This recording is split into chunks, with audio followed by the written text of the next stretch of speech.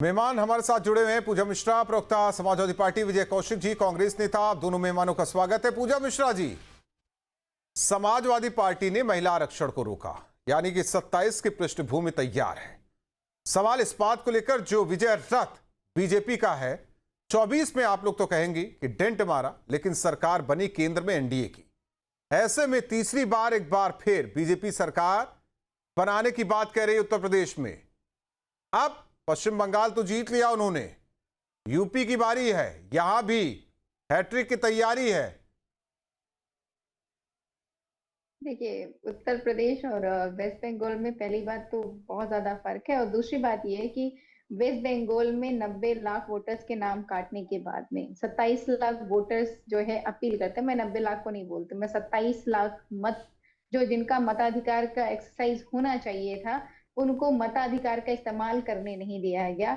और उसके बाद में हमारे माननीय प्रधानमंत्री जी मंच पे खड़े होकर के झूठ बोलते हैं। कितनी शर्म की बात है। चलिए, बधाई है प्रधानमंत्री जी को कि लगातार ममता बनर्जी जी 3 बार जो है मुख्यमंत्री रही, और जो है इतने पूरे मतलब आप सोचिए कि टीका लगा करके मंगलवार के दिन मछली खाए, झाल मुड़ी खाए, पूरा कैबिनेट लगा और 3 बार की मुख्यमंत्री रही, ममता बनर्जी जी को हरा दिया, सरकार बना ली। और उसके बाद में खड़े होकर के भी भाषण देते हो, झूठ कह रहे हैं कि समाजवादी पार्टी ने महिला आरक्षण बिल, मतलब जो कानून हो रखा है जिसको लागू करना है आपको, आप कह रहे हैं कि उसको रोका हुआ है।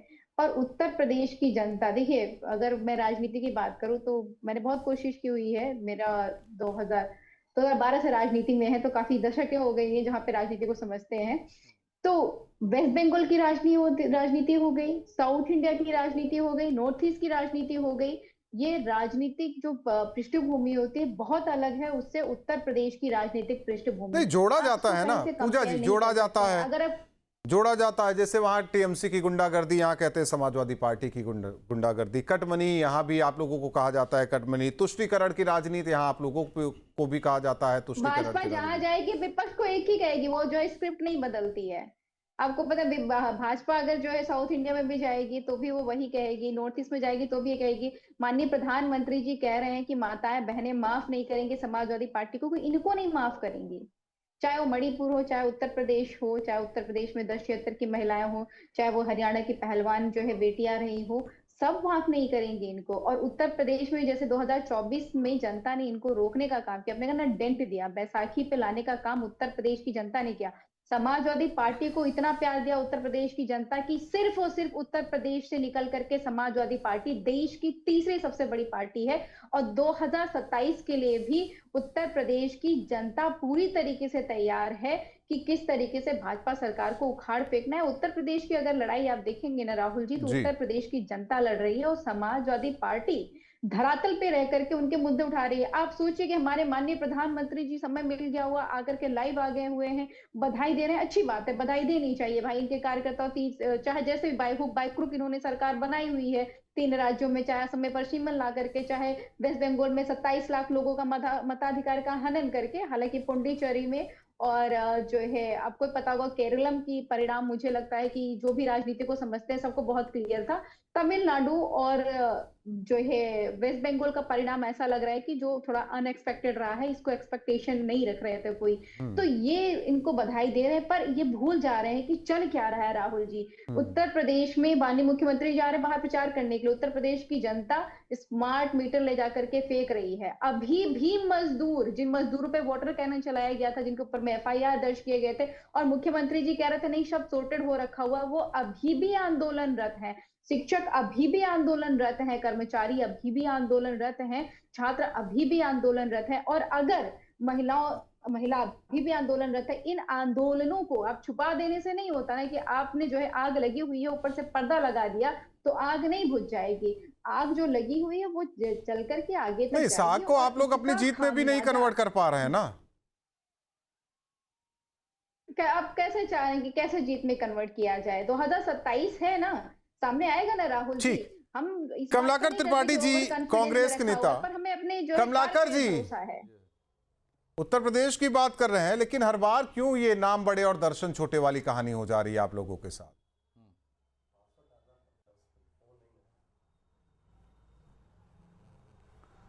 नहीं, इसमें नाम बड़े और दर्शन छोड़े जैसी बात ही नहीं है।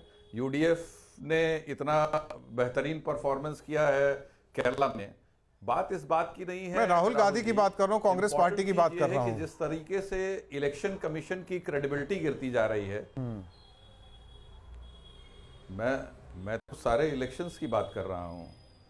जिस तरीके से इलेक्शन कमीशन की क्रेडिबिलिटी गिरती जा रही है, जिस तरीके से उन्होंने जो है वो बंगाल के चुनाव में भी 3-3 घंटे में एक राउंड की काउंटिंग जो है वो डिक्लेयर कर रहे थे। ईवीएम से काउंटिंग हो रही है, कोई बैलेट पेपर्स से नहीं हो रही है, और उसके बावजूद जो है वो 3-3 घंटे तक कोई अपडेट्स नहीं रहते। इसका क्या मतलब है? जिस तरीके से पूरा डेमोक्रेटिक सेटअप को हैक किया जा रहा है, वो एक बहुत अलार्मिंग पोजीशन है। और जहां जहां आप देखिएगा, यहाँ ये लोग टारगेट ओरिएंटेड काम करते हैं, एक माहौल बनाते हैं, यूपी ऐसा लगे जैसे कि उस जगह यूपी पर, में कांग्रेस की बहुत, क्रेडिबिलिटी की बात कर लीजिए कमलाकर जी। यूपी में कांग्रेस की क्रेडिबिलिटी की बात कर लीजिए, क्योंकि अब 27 का ही है रण। नहीं, उसमें भी शंखनाद सभी को करना है, एक तरीके से कर ही रहे हैं। पिछली बार का पार्लियामेंट इलेक्शन देख लीजिए, पिछली बार का पार्लियामेंट इलेक्शन देख लीजिए, हम लोग ने जो है वो, हमारे गठबंधन ने कितना बेहतरीन परफॉर्मेंस दिया था। ये घुटनों के बल आ गए थे, और पूरे पार्लियामेंट्री 400 पार हो रहा था, 240 पर आकर के सिमट गए। तो ऐसा नहीं है। और उसके बावजूद मैं आपको बताऊं कि अगर जिस तरीके से जो है वो डेमोक्रेटिक प्रोसेस को सबोटाज करने की कोशिश की जाती है, अगर वो चीज न रहे तो ये तो 200 का आंकड़ा डाकने में सक्षम न हो पाए। सरकार जो है वो यूपीए की बने, ये अपना पूरा हथकंडा अपना लेते हैं, उसके बाद भी ये इनकी पॉपुलैरिटी का ग्राफ इस तरह से गिर रहा है, जैसा कि जिस तरीके से रुपया गिर रहा है डॉलर के सामने, ठीक है, जिस तरीके से जो है वो, लेकिन अगर भारत का नक्शा उठाएंगे ना कमलाकर जी, वो गिरती जा रही है कमलाकर जी, इस तरह से उनकी पॉपुलैरिटी भी गिरती कमलाकर जी, भारत का नक्शा उठाएंगे, हमें लगता है कि करीब 80% ही बीजेपी। हाँ 20 में आप लोग, तो हमें लगता है कि 1 या 2% है, 2% है शायद भाई। लगभग 21 राज्यों में इनकी सरकारें हैं, इससे कौन इनकार कर रहा है? नहीं जी, क्रेडिबिलिटी की बात कर रहे थे ना साधन हम, और साध्य दोनों की पवित्रता में हम लोग विश्वास रखते हैं। हम क्रेडिबिलिटी उसी की तो बात कर रहा हूं मैं। जब आप सारे सरकारी एजेंसीज को अपने कब्जे में लेकर के, और अब बंगाल में 90 लाख वोटर्स काटे गए, वो क्या था? आप बेसिक चीज समझिए, आपने हर इंस्टीट्यूशन को जिस तरीके से जो है वो इलेक्शन, देखिए वो आपको कहेंगे, आप उनको कहेंगे, लेकिन सवाल है जनता के बीच में किसकी कितनी पैठ है, उत्तर प्रदेश और उस जनता के बीच में पैठ से परिणाम कितना प्रभावित होता है, ये मायने रखता है। आनंद दुबे हमारे साथ प्रवक्ता बीजेपी जुड़े हैं। आनंद दुबे, अब तो 27 का रण है, समाजवादी पार्टी तो जिस तरीके से पूजा जी बता रही हैं, उसमें तो सीएम तो चुने हुए हैं, बाकी कैबिनेट को लेकर लिस्ट भी बन गई है, सीटें तय हो चुकी है कि कौन कौन सी सीटें जीत रहे हैं, और पीछे पीछे कांग्रेस तो है। ये क्रेडिबिलिटी की बात कांग्रेस कर रही है, और बार बार आरोप आप लोगों पर एक रहा है कि सारे संवैधानिक संस्थाओं को साथ लेकर चुनाव जीतते हैं। क्या यही 27 में भी उत्तर प्रदेश में भी रहेगा क्या? जी देखिए राहुल जी, सबसे पहले तो 5 राज्यों के जो नतीजे आए हैं, उन सभी राज्यों की जनता को हम हाथ जोड़ के प्रणाम करते हैं। जहां हमें जीत मिली है वहां भी हम सर नवाते हैं, जहां हम सफल नहीं हो पाए हैं हम प्रयास करेंगे कि आगे जनता का आशीर्वाद हमें प्राप्त हो। सबसे अच्छी बात है कि हमारी बहन जो समाजवादी पार्टी की प्रवक्ता हैं, इन्होंने बड़ी हिम्मत का काम किया है, और मैं इनकी हिम्मत को सलाम करता हूं। क्योंकि सुबह से मैं लगातार हर डिबेट में जहां बैठा मैं यही पूछ रहा था कि समाजवादी पार्टी के लोग कहां हैं, तो पता ही नहीं चला कि कहां है। अच्छा, सुबह मैं जब निकला ना राहुल जी 7:30 बजे के आसपास, 8 बजे, तो वो अखिलेश यादव जी की गाड़ियां और फ्लीट धो पोंछ के उनके पार्टी कार्यालय की तरफ उसका मुंह था। 10 बजे के आसपास जब मैं लौट के जा रहा था, तो फिर वो फ्लीट का मुंह घूम गया था। तो मैं समझ गया था कि प्रवक्ता भी आज डिबेट पर आएंगे नहीं, लेकिन हमारी बहन आई, इसके लिए बहुत बहुत इनको आभार है और मैं इनके हिम्मत को सलाम करता हूं।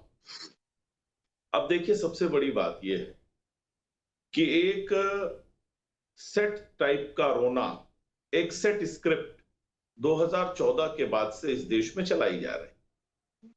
इसी ईवीएम, इसी देश के तमाम संस्थाओं के भरोसे अखिलेश जी भी सत्ता में रह चुके हैं, बहन जी भी रह चुकी हैं, 10 साल कांग्रेस भी रह चुकी है, कई राज्यों में चुनाव हो रहे हैं, कई जगह हम हार रहे हैं, कई जगह हम जीत रहे हैं, लेकिन फिर भी अनर्गल आरोप प्रलाप करना इनकी आदत है। और अगर इतना सब कुछ एकदम खराब है, सारी संस्थाएं कैप्चर्ड हैं, सारा सिस्टम खराब हो चुका है, तो फिर तो विपक्ष के नाते ये पूरी तरह से नाकाम है कि ये देश की जनता को एक बड़े आंदोलन के लिए प्रेरित नहीं कर पा रहे, ये देश की जनता को अपने साथ नहीं ले पा रहे। किया तो था 24 में, इसलिए 400 पार नहीं होने दिया। ये तो इनकी क्षमता है ना।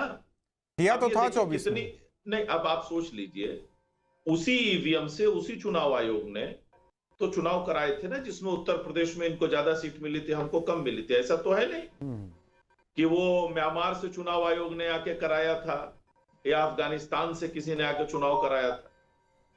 दिक्कत यह है कि इनका जनता में ही भरोसा नहीं, जनता इन पे भरोसा नहीं करती है। अच्छा, इनका नेतृत्व इतना कमजोर है और उनको विरासत में चीजें इतनी मिली हुई हैं कि वो उनको पता ही नहीं है कि जनता के बीच में जाना कैसे। तो अब ये कैसे कह दें कि हमारा नेतृत्व ही बेकार है, हमारा नेतृत्व ही नाकाम है। तो बजाय अपनी गलतियों को स्वीकार करने, अपनी गलतियों को कबूलने के, ये हमेशा जनता पर दोषारोपण करते हैं। कभी जनता के विवेक पर सवाल उठा देंगे, कभी देश के चुनाव आयोग पर सवाल उठाएंगे, कभी कोर्ट पर सवाल उठाएंगे, कभी देश की एजेंसियों पर सवाल उठाएंगे। मतलब इनको छोड़कर देश में हर संस्था, हर व्यवस्था खत्म है, बर्बाद है, और सिर्फ यही है जो देश के सच्चे शुभचिंतक है और सेवक है। नहीं, ये कहा जा रहा है कि 24 में, देखिए 24 में जैसे रोका है वैसे 27 में उससे गहरा घाव देकर रोकेंगे। राहुल जी, बहुत दिन थोड़े ना है, गए माघ दिन 29 बाकी, कहावत है हमारे यहां, बहुत दिन नहीं है, कुछ महीनों की बात है। लड़ेंगे चुनाव, ये लड़ेंगे चुनाव, और इनको समझ में आ जाएगा कि जनता इनको क्या पसंद करती है, कितना पसंद करती है। नहीं, पसंद करती है पूजा जी, पसंद करती है ना जनता आप लोगों को, यूपी की। आपको क्या लगता है, बिना जनता ने पसंद किए हुए 37 सीटें, मैंने कहा ना, उत्तर प्रदेश की जनता ने राहुल जी इतना प्यार दिया कि देश की तीसरी सबसे बड़ी पार्टी होकर के हम जो है सिर्फ उत्तर प्रदेश से, हमारा एक भी सांसद उत्तर प्रदेश के बाहर नहीं है, लेकिन हम देश की तीसरी सबसे बड़ी पार्टी। आपने कहा कि जो है अभी भाजपा दिख रही है चारों तरफ, तो एक बात तो तय कर लीजिए कि नॉर्थ ईस्ट की राजनीति ऐसी है ना कि जो केंद्र में सरकार रहेगी वही सरकार जो है आपको नॉर्थ ईस्ट में मिलेगी, चाहे वो असम हो जाए, अरुणाचल प्रदेश, नॉर्थ ईस्ट को अगर हम छोड़ भी देते हैं, नॉर्थ ईस्ट को पूजा जी ये छोड़ देते हैं, बाकियों की बात कर लेते हैं। आप 7 माइनस कर दीजिए, 7 माइनस कर दीजिए। हम लोग वहां कह रहे थे, हम लोग ये कहते थे कि यहाँ का वेदर है, अगर केंद्र में सरकार, चाहे पेमा खांडू रहे, दोरजी खांडू रहे, पेमा खांडू ने 2016 में जो है ज्वाइन किया भाजपा को, अभी चाहे हेमंता बिश्व शर्मा भी कांग्रेस से बन जाए, कांग्रेस सरकार केंद्र बन जाए, चाहे वो पेमा खांडू हो, चाहे न्यू रियो हो, चाहे वो जो है आपके हेमंता बिश्व शर्मा, सब छोड़ करके कांग्रेस में चले आएंगे। तो ये कुछ जो स्टेट्स है ना, वहां की जो राजनीति है ना, उसको दरकिनार कर दिया करिए राहुल जी। वो केंद्र में जो सरकार रहती है ना, वही स्टेट में सरकार बनती है। हम बात करते, जब आप बात करें ना पॉलिटिक्स की, जो रियल सेंस में जो मुद्दों की राजनीति हो रही होती है, वो प्लेन एरियाज में हो रही होती है। जितना मैंने राजनीति को समझा है, वो प्लेन एरियाज में हो रही होती है, मतलब उत्तर प्रदेश में हो रही होती है, दिल्ली में हो रही होती है, उत्तराखंड में हो रही होती है, उत्तराखंड में हो रही होती है, मध्य प्रदेश में हो रही होती है। यहाँ पर जो राजनीति हो रही होती है वो शुद्ध रूपेण मुद्दों को लेकर के चल रही होती है। अभी भी मैंने शुरुआत में भी कहा कि आप अगर जो है, आपने देखा 37 सीटें क्यों मिले उत्तर प्रदेश में समाजवादी पार्टी को, और हमने तब भी कहा कि हमें ईवीएम पे भरोसा नहीं है। हालांकि 2009 में जो है ये बात लाल कृष्ण आडवाणी जी ने भी कही थी, और 2010 में इनके ही, यानी कि जो विपक्ष में बैठता है वो ये आरोप लगाता है, एक मिनट विपक्ष में, एक मिनट विपक्ष में जो बैठता है वो ये आरोप लगाता है, यानी कि ये राजनीतिक विषय है। आप कह सकते हैं जैसे आपकी मर्जी लगे, पर अभी वर्तमान समय में अगर बात की जाए तो समाजवादी पार्टी के पास में 45 सीटें होती 2024 में, अगर जो है बिल्कुल प्योर तरीके से, संवैधानिक तरीके से, डेमोक्रेटिक तरीके से चुनाव हुआ होता और काउंटिंग की गई होती तो समाजवादी पार्टी के पास में लगभग 8 से 9 सीटें और बढ़ करके आती। और हमें पता है हमने 2024 की तैयारी कैसे की हुई थी, 2027 की तैयारी हम कैसे कर रहे हैं, हमें पता है कि हम कहीं पे रिस्क नहीं ले सकते हैं कि 500 600 या 1000 2000 का डिफरेंस है, क्योंकि वो भाजपा के लिए बाएं हाथ का खेल है इतनी बेईमानी करना। जब माननीय नहीं पूजा जी एक बात कह रहे हैं, एक बात मैं भी कह रहा हूं, 39 सीटें आप गिना रही, एक आते हैं, एक मिनट। आपको क्या लगता है कि बीजेपी उस हार के बाद अपनी रणनीति हो या जमीनी स्तर पर काम हो, वो करना भूल गई होगी क्या? क्योंकि उसके सामने विधानसभा चुनाव है, वो तो हमेशा इलेक्शन मोड में है। आप इससे सोचिए कि आप लोगों को उससे कैसे पार पाना है। ये गलत फहमी है आपकी। नहीं, मैं पूछ रहा हूँ, मेरा सवाल है, ये गलत फहमी नहीं है, ये सवाल है। मैं आपको बता रही हूँ राहुल जी, यहाँ उत्तर प्रदेश में भाजपा में ननद भौजाई सास चल रहा है कि कौन से नेता को कहाँ लड़ाया जाए कि उसका सत्यानाश हो जाए। ऐसे ही थोड़ा ना मैंने आपके साथ में डिबेट में थी, मैंने बोला कि बृजभूषण प्रताप सिंह ने जो है उठा करके भर लिया हुआ था ना स्वतंत्र देव सिंह को। पंकज जी नए नवेले जो है बने हुए प्रदेश अध्यक्ष हैं, नोटिस जारी कर रहे होते हैं कि ब्राह्मण विधायकों ने मीटिंग कैसे की, ठाकुर वाले कर लेंगे, खुद पंकज जी जो है आकर के यहाँ फुलपुर में कर लेंगे मीटिंग पटेलों की, लेकिन ब्राह्मण नहीं करेगा। इनको जो है बड़ी का बकरा डिप्टी सीएम। नहीं, मैं समझ गया। आते हैं, एक मिनट आनंद, एक सवाल कमलाकर जी से भी हो जाए, कमलाकर जी से हो जाए। आ रहे हैं आनंद, मुझे काउंटर करने दीजिए। हाँ नहीं, आप दोनों का काउंटर कीजिए ना एक ही बार में। कमलाकर जी, मिला जुलाकर जो है वोटों की जो राजनीति करनी है उसका गुड़ा गणित अपने पाले में खींचना, जब तक जाति वाला हिसाब किताब नहीं फिट होगा कैसे हो पाएगा? मोहब्बत की दुकान में तो जाति का हिसाब नहीं है, लेकिन फिर भी जाति वाली बातें की जाती हैं। कैसे कर पाएंगे आप लोग? ना नेता है, ना रणनीति है। हाँ, अखिलेश यादव हैं आप लोगों के लिए। देखिए, हम सर्व समाज को लेकर के चलने की बात करते हैं और कांग्रेस ने कभी भी जाति और धर्म आधारित राजनीति नहीं की।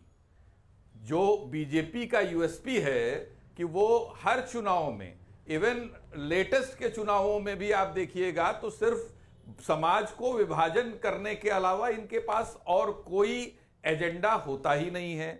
अभी ये जो कह रहे थे, इनसे किसानों का आंदोलन इनके खिलाफ हुआ, छात्रों का आंदोलन इनके खिलाफ हुआ, आदिवासियों का आंदोलन इनके खिलाफ है, मणिपुर जल रहा है, हर जगह ये हर फ्रंट पर, इंटरनेशनल फ्रंट पे फेल्योर हैं, डिप्लोमेटिक फ्रंट पे फेल्योर हैं और इंटरनल फ्रंट पे फेल्योर हैं। उत्तर प्रदेश में लॉ एंड ऑर्डर की सिचुएशन पर सुप्रीम कोर्ट ने कहा कि यहां लॉ एंड ऑर्डर है ही नहीं। यहां पर स्थितियां ये हैं कि कोई आदमी एसपी बनकर के टहलता है फर्जी, कोई एसडीएम बनकर के टहलता है, सालों साल से चल रहा है। इनका मणिलाल पाटीदार जो आईपीएस होता है वो एक्सटॉर्शन में जो है हत्या में परारी काटता है। बेसिक चीज ये है कि इन्होंने मास्टरी की हुई है समाज में डिवाइड करने की, और उसके साथ साथ ये एजेंसीज का दुरुपयोग करने की। कांग्रेस ने हमेशा से सबको सम्मान देने की बात की है, इसीलिए आज भी हम इस पीडीए की भी बात करते हैं। हम ये भी कहते हैं कि ठीक है, मैं 17 से इधर छोड़ देता हूं कमलाकर जी, मैं 17 से इधर छोड़ देता हूं, लेकिन 17 से पहले 89 के बाद 17 से पहले आप लोग क्यों नहीं रिपीट हो पाए?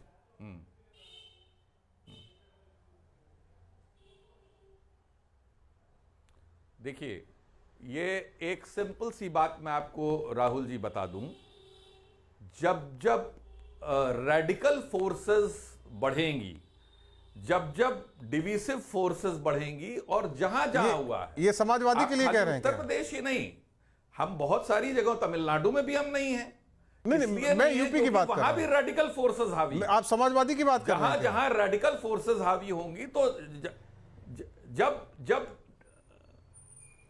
पूरे क्या है इनका? राजनीति ही बीच में रेडिकलाइज हो गई थी ना, मंडल और रेडिकल कमंडल में फोर्सेस से चीजें जो सिमट है करके रह गई। रेडिकल फोर्स बता रहा है। 89 से लेकर के आज रेडिकल तक आप फोर्सेस देखिए, से मतलब हम डिफाइन लोग कर देंगे सर्व बेहतर समाज को रहेगा। लेकर के चलने की ठीक। बात करते हैं। ठीक। जब आप आनंद बोलिए, जवाब दे दीजिए जातिगत दोनों आधार लोग का। पर या धर्म के आधार पर रेडिकल समाज को फोर्सेस, चलिए मैं बांटने बीजेपी लगे। को कह देता हूं, मान लेता हूं। राहुल जी जब आपने इनसे पूछ लिया, जब ये गए उसके बाद तो समाजवादी पार्टी सत्ता में आई ठीक है, और ठीक, ठीक, बसपा ठीक, रही। ठीक। तो अब इनसे पूछ लीजिए कि ये पूजा जी को रेडिकल बोल रहे हैं, ठीक है, अखिलेश जी ठीक है, बोल रहे ठीक। हैं या बहन जी ठीक। बोल रहे हैं, इनसे कंफर्म कर लीजिए। जवाब आपने दे फंसा दिया इनको बहुत बुरी तरह से। खैर कोई बात नहीं है। देखिए सबसे बड़ी बात है, पूजा जी ने एक बड़ी ही ऐसी बात कही जो कहनी नहीं चाहिए, आपत्तिजनक। इन्होंने आपके चैनल पे विभाजन की बात, इन्होंने कहा कि जो वो नॉर्थ ईस्ट के राज्य हैं उनको दरकिनार करिए। ये इनके शब्द है, आप सुन लीजिए, दरकिनार करिए। मुद्दों की राजनीति तो प्लेन एरिया में होती है, वहां मुद्दों की राजनीति नहीं होती है। यानी वहां के जो जनता है वो मुद्दा विहीन चुनाव कराती है, वहां कोई मुद्दा ही नहीं होता है। यही दिक्कत है समाजवादी पार्टी की। कभी जाति के नाम पे, कभी धर्म के नाम पे, कभी नस्ल के नाम पे, कभी राज्यों के नाम पर इस तरह से विभाजन करना, यह समाजवादी पार्टी की आदत है। इन्होंने कहा सास बहू, अरे साहब आपका तो फैमिली ड्रामा एकदम स्टेज पर पूरे उत्तर प्रदेश ने देखा है। पार्टी के अंदर, घर के अंदर, स्टेज के ऊपर सब देखा है। और मोहब्बत की दुकान तो राहुल जी इस समय भारत से उठ के मस्कट में पहुंच गई है। ये समझिए आप, यहां चुनाव चल रहा है, जहां जीते वहां कार्यकर्ताओं के साथ खड़े होना चाहिए, जहां हार गए वहां कार्यकर्ताओं को उत्साह बढ़ाना चाहिए। तो इनके नेता को पता नहीं है कहां टहलना है। तो आप सोचिए, ऐसे लोग अगर राजनीति करेंगे और फिर कहेंगे कि चीजें बदल गई, अरे पिजड़े का तोता तो आप ही के समय में सीबीआई के लिए सुप्रीम कोर्ट ने कहा था, हमारे समय में नहीं कहा है। किस तरह से संवैधानिक संस्थाओं का दुरुपयोग कांग्रेस पार्टी ने किया है, इस पर कई किताबें लिखी जा चुकी हैं। लेकिन एक चीज जरूर है कि आपने बिल्कुल सही कहा, आपने सहयोगियों को जो रेडिकल फोर्स आपने बताया है, तमिलनाडु में डीएमके के साथ चुनाव लड़ रहे हैं उनको रेडिकल बता रहे हैं, यूपी में समाजवादी पार्टी के साथ चुनाव लड़ रहे हैं उनको रेडिकल बता रहे हैं, कहीं जिन अपने साथियों को आप रेडिकल बता रहे हैं। ये आपने सबसे अच्छा काम किया कि कम से कम अपने गठबंधन के जो साथी हैं उनका असली चेहरा आप टेलीविजन चैनल पे लेके। नहीं, वो आप ही को कह रहे थे आनंद, आपकी पार्टी को कह रहे थे। वो तो साथी हैं, साथी को ऐसे नहीं कह सकते वो। अच्छा, ऐसा नहीं कहा? साथी को ऐसा नहीं कह सकते। तब ठीक है, तब पूजा जी को खुश होना चाहिए कि उनको रेडिकल नहीं कहा है। पूजा जी की तो पार्टी समाजवादी पार्टी है, वो सारे सभी समाज की बात करती है ना पूजा जी? राहुल जी, समाजवादी पार्टी का जन्म ही हुआ था जो है किसान आंदोलन से। अभी बात कर लेते हैं, जो भी भाजपा के प्रवक्ता ने कहा कि हमने डिवाइड कर दिया कि लोगों को कपड़ों से पहचानता हो। अब ऐसे कैसे बात करेंगे? वो तो ठीक है, अब राहुल जी, इस मैं देश का प्रधानमंत्री अगर किसी के दबाव में आकर कोर्ट के फैसले को ही चुनौती दे दे, इस देश का प्रधानमंत्री ही आकर किसी मंदिर का ही ताला खुलवा दे, तो बहुत सारी चीजें हैं ना। हम आज की बात कर रहे हैं, आज ही की बात कीजिए, वो उसे छोड़ दीजिए ना सर। मैं पूछ रहा हूं क्योंकि 27 कम से कम किसी देश का प्रधानमंत्री दूसरे देश के राष्ट्रपति के दबाव में तो काम नहीं करता है। पता नहीं किया होगा कि नहीं किया होगा। किसी अमेरिका का यसमैन तो नहीं बनता है कि तेल तुम रशिया से नहीं खरीदोगे, फिर तेल तुम अब 1 महीना रशिया से खरीदोगे। एक बात यहाँ समाप्त हो गई समय, वही मैं कह रहा हूँ ना, ईरान रशिया से फिर नहीं, वही मैं कह रहा हूँ, प्रदेश की पॉलिटिक्स संभल नहीं रही है, आप जियो पॉलिटिक्स पर बात करना चाह रहे हैं। दूसरे देश के रहमो करम पर चलने वाला प्रधानमंत्री इस देश को राहुल जी, मैं भाजपा के प्रवक्ता का जवाब देना चाह रही थी। पूजा जी, लेकिन कमलाकर जी बीच में बोल रहे हैं, प्रदेश की पॉलिटिक्स का पता ही नहीं, जियो पॉलिटिक्स की बात कर रहे हैं। बोलिए पूजा जी। क्यों अधिकार नहीं क्या उनको? जो नहीं तो पहले प्रदेश की पॉलिटिक्स की बात कर लें। मैं तो कह रहा हूँ नवाज से। अच्छा एक चीज बता दीजिए पूजा जी, कमलाकर जी से मैं नहीं पूछूंगा, कमलाकर जी से मैं नहीं पूछूंगा, कमलाकर जी से आप ही से पूछ लेता हूँ। भी बात कर सकता हूँ मैं, अरे आप करिए, आपसे कुछ नहीं है, आप यूनिवर्सल पॉलिटिक्स पर बात कर लीजिए। मैं यहाँ यूपी की पॉलिटिक्स, अब यूपी की बारी है, उसकी बात कर रहा हूँ, तो आप जियो पॉलिटिक्स पे चले। पूजा जी, अब मैं समाजवादी पार्टी की नहीं, कांग्रेस के कितने विधायक है विधानसभा? अरे भाई मैं उनसे पूछ रहा हूँ, बहुत मैं उनसे पूजा जी से पूछ रहा हूँ। कमलाकर जी, जब आप कमलाकर जी, मैं पूजा जी से कांग्रेस के बारे में पूछ रहा हूँ, किस तरीके का हो रहा है आपसे कांग्रेस के बारे में पूछूंगा तो आप जियो पॉलिटिक्स की बात। मुझसे कांग्रेस के बारे में क्यों पूछेंगे? मैं जानना चाहता हूँ, मेरे दिमाग में नहीं आ रहा है, शायद मैं भूल गया। पूजा जी जरा बता दीजिए कितने विधायक हैं? गूगल कर लीजिए। नहीं, आप भी बता दीजिए ना। आप मुझे जवाब नहीं देना चाहते। नहीं, उसके बाद आप जवाब दे दीजिए, उसके बाद आप जवाब दे दीजिए। मैं एक बात, छोटा सा सवाल है मेरा, कांग्रेस के कितने विधायक है विधानसभा में? मुझे जहां तक ध्यान आ रहा है, मुझे लगता है 2 हैं। आप बताइए। 2 हैं कमलाकर जी? मैं उत्तर प्रदेश विधानसभा की बात कर रही हूँ। हाँ, और कहाँ की बात कर रहे हो? अच्छा, आप पश्चिम बंगाल की सोच, पश्चिम बंगाल में ही 2 ही आ रहा है। एक समय में पश्चिम बंगाल दो मेंबर ऑफ पार्लियामेंट हुआ करते थे, इससे क्या लेना देना है? ये कोई बात नहीं होती है कि किसके विधायक कितने हो रखे हुए। अगर मेजोरिटी होती मैं तो पूछ रहा हूँ ना, इसलिए देखिए, इसलिए मैं कह रहा हूँ ना पूजा जी, तमिलनाडु में बीजेपी के कितने पूजा जी, इसलिए कह रहा हूँ ना, कौन सी बात में बात है? इसलिए कह रहा हूँ ना। देखिए, वो तो कह रहे हैं हम तो केरलम में भी देखिए हमारे विधायक बन गए, अभी मेहनत कर रहे हैं, आगे बना लेंगे, विधानसभा चुनाव जीत जाएंगे। पूजा जी इसलिए कह रहा था, बड़ी बात है। नहीं वो वही कह रहा हूँ। एक होता है कि मतलब नीचे से शुरू हुई है, आसमान छू लीजिए। ऐसा तो नहीं होता ना कि आसमान से फिर नीचे नीचे जमीन पर आ जाइए धीरे धीरे। ये भी तो नहीं होना चाहिए, कहीं बीच में तो रहिए। राजनीति में इतनी दुर्दशा नहीं होती। राजनीति में आप लोग भी एक चीज बता दीजिए। नहीं, मैं इसलिए कह रहा हूँ, मैं इसलिए गिरी हुई है। वो किस लिए गिरी सब जानते हैं, वो केंद्र में सरकार किस लिए गिरी सब जानते हैं। लेकिन पूजा जी, मैं इसलिए कह रहा हूँ, वही समाजवादी पार्टी को देख लीजिए, बनाए हुए है ना, स्थिरता है ना समाजवादी पार्टी में। समाजवादी पार्टी जब 2017 में 49 विधायक लेकर के आई थी, आपने सोचा था क्या कि लेकर के आई? लेकिन 2-3 तो नहीं लाए थे ना। हमें वो दिन याद है ना कि जब हम फिर बढ़े ना आप, हमारी सरकार रही, फिर 22 में बढ़े। नहीं, मैं पूछ रहा हूँ 22 में आप लोग, आपकी पार्टी बढ़ी ना 22 में, उससे घटी तो नहीं ना।